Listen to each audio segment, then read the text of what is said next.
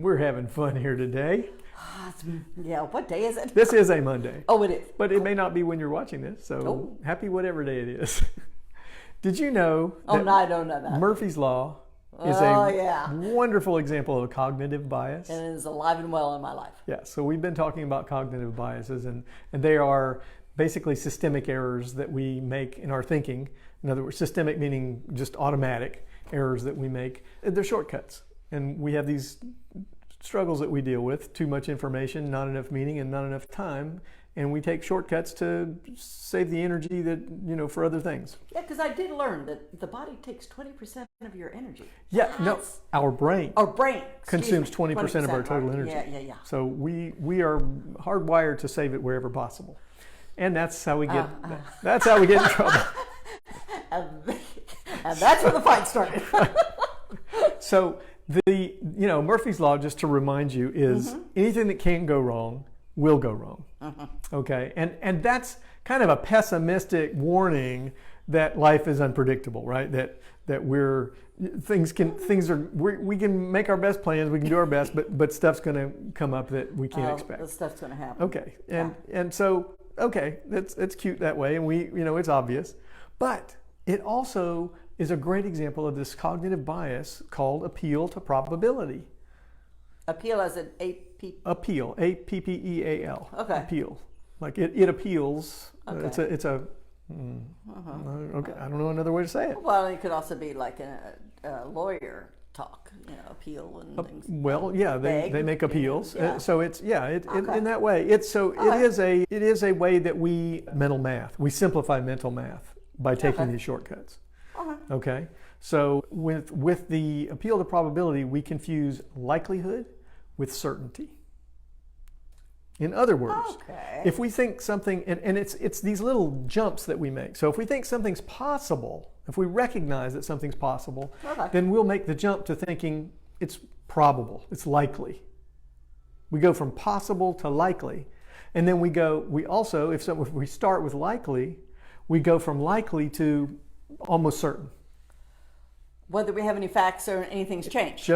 Nothing's changed. It's just, we just make that leap to, it's a leap towards creating certainty, in my opinion. Okay? We're looking for probability, we're looking for predictability in life, and with these shortcuts, And so if it's, and there's a degree of self-protection in this too, okay? So we've covered that in other videos that we've done about cognitive biases that, in a lot of ways especially when we're assessing risk, we tend to assess risk aversion, right? Right. It was the loss aversion bias. That one. We overestimate risk to avoid taking a loss. This is very related, in my opinion, because we're saying that if something's probable, well then it's almost certain. And so if it's something we're trying to avoid, then we make that leap and say, and then rule it out. I'm not going to do that, or I'm not going there. Okay? Oh, yeah. Oh, now that's starting to hit home. Yeah. Okay, so here's an example. If we're afraid of something, some danger, that we're going to perceive it as more likely than it is. That's kind of summarizing what I just said. Right. Okay, think about somebody who's afraid of flying. Okay. Now, because of their perceived fear, they're afraid. They've heard of a thing. It's possible that an airplane might crash. Okay, but like, how many flights are there a day in the world, and how many crashes are there? Right, in a year. The likelihood is extremely small. I mean, you're much safer riding in a commercial airliner than you are riding in your own car. Much safer. Or just walking outside, you could get struck by lightning, probably more likely than where in Florida that happens. So that's one example. Okay. Now I also think that we are prone to make assumptions about other people the same way. With again, too little evidence, so we're trying to add more meaning. So think about when somebody they have no expression on their face, they have just the resting face. There's a RBF as a preview. I need to get more in frame here. So RBF is one of those things where somebody has just their expression when they aren't making an expression is Poker face. It's kind of a poker face, but it's not a smiling or pleasant face. People perceive it as unpleasant, and so they're easily misunderstood for being angry or disapproving. I went to when I was in a class with a guy. The instructor was, he said, he warned us, this is my face. Smart boy. So he said, I'm not mad at you, and I'm not, it's just my face. And so he was very aware of it, and he took steps to overcome that. But think about, so again, the possibility, probability. If we say something to someone that we think maybe they're not going to like, then we're going to take the slightest little hint of evidence that we see that we're right and blow it up. And well, you're mad at me, or you're this or that, and accuse them of it, or then behave. So it's another example of, again, being a little self-protective, but jumping ahead from possibility to probability.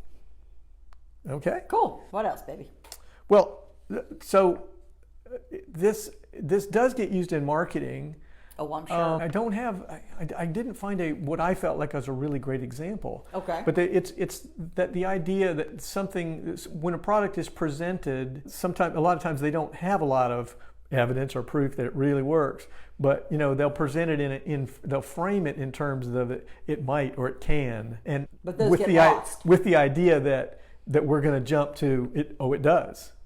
Yeah. Okay, so when the way to avoid this cognitive bias influencing us too much is again, there's times when it doesn't matter. Okay, when we're making tiny little decisions. But if we're making an important decision, we need to remember that we can be biased this way. So again, looking kind of like we did with the loss aversion, looking at the positive side first.